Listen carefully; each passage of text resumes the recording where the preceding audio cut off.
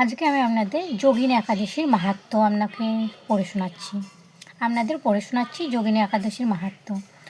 ব্রহ্মবৈবর্ত পুরাণে আষাঢ় মাসের কৃষ্ণপক্ষের একাদশীর ব্রত মাহাত্ম্য যুধিষ্ঠির শ্রীকৃষ্ণ সংবাদ রূপে বর্ণিত আছে।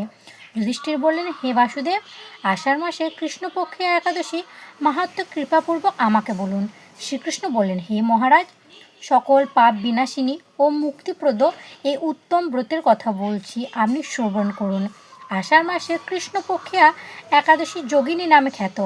মহাপাপ নাশকারী এই তিথি ভবসাগরে পতিত মানুষের উদ্ধার লাভের একমাত্র নৌকাস্বরূপ।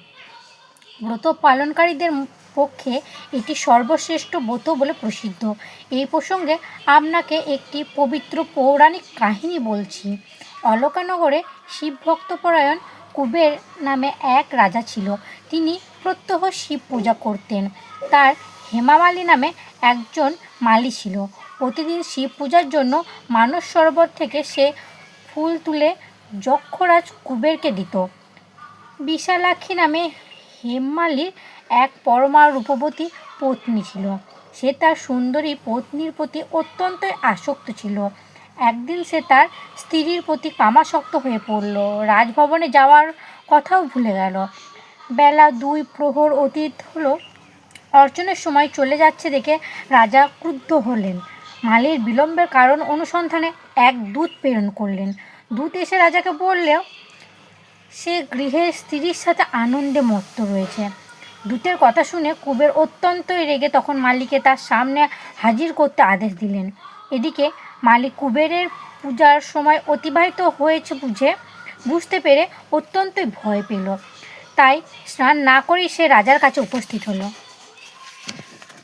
তাকে দেখা মাত্রই রাজা ক্রোধবশে চোখ রাঙিয়ে বললেন, রে পাপিষ্ঠ দুরাচার, তুই দেব পূজার পুষ্প আনতে অবজ্ঞা করছিস।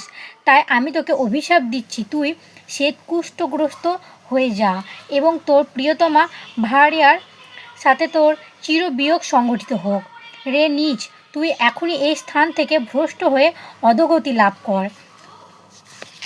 কুবের এই অভিশাপ হেমালী পত্নীর সাথে স্বর্গভ্রষ্ট হয়ে চিরকাল যাবৎ কুষ্ঠরোগ ভোগ করতে লাগলো।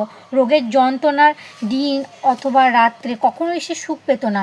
এইভাবে শীত গ্রীষ্ম প্রচণ্ড বেদনায় বহু কষ্টে সে জীবনযাপন করতে লাগলো। কিন্তু দীর্ঘদিন মহাদেবের অর্চনের ফুল সংগ্রহে সুকৃতির ফলে সে শাপগ্রস্ত হয়েও বৈষ্ণব শ্রেষ্ঠ শিবের স্মরণ কখনো হয়নি। শাপগ্রস্ত হয়েও বৈষ্ণব শ্রেষ্ঠ শিবের বিস্মরণ কখনো হয়নি। একদিন হেমমালী ভ্রমণ করতে করতে হিমালয়ে শ্রী মার্কণ্ডেয় ঋষির আশ্রমে উপস্থিত হলো। কুষ্ঠরোগে পীড়িত সপত্নী হেমমালীকে দর্শন করে শ্রী মার্কণ্ডেয় তাকে জিজ্ঞাসা করলেন, তুমি কার অভিশাপে এই রকম নিন্দনীয় কুষ্ঠরোগগ্রস্ত হয়েছ? সে উত্তর দিল, হে মুনিবর, রাজা ধনকুবেরের আমি ভৃত্য ছিলাম। আমার নাম হেমমালী। আমি প্রত্যহ মানস সরোবর থেকে ফুল তুলে শিব পূজার জন্য রাজাকে দিতাম। কিন্তু দুর্ভাগ্যক্রমে একদিন স্ত্রীর মনোরঞ্জন হেতু কামাসক্ত হয় সে ফুল দিতে বিলম্ব হয়।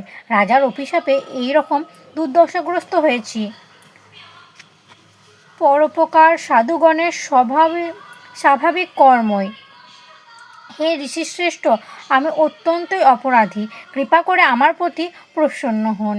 তখন চিত্ত মার্কণ্ডেয় মুনি বললেন, হে মালী, তোমার মঙ্গলের জন্য শুভ ফল প্রদানকারী এক ব্রতের উপদেশ দিচ্ছি।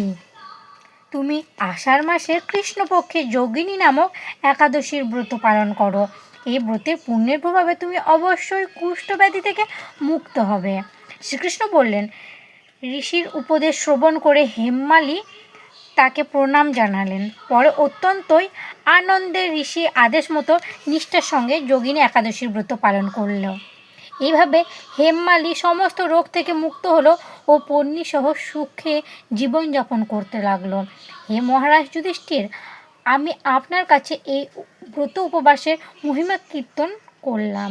এই ব্রত পালনে 88,000 ব্রাহ্মণকে ভোজন করানোর ফল লাভ হয়। যে ব্যক্তি এই মহাপাপ বিনাশকারী ও পূর্ণ ফল প্রদায়িনী যোগিনী একাদশীর কথা পাঠ এবং শ্রবণ করে সে অচিরেই সর্বপাপ থেকে মুক্ত হয়। হরে কৃষ্ণ, রাধে রাধে।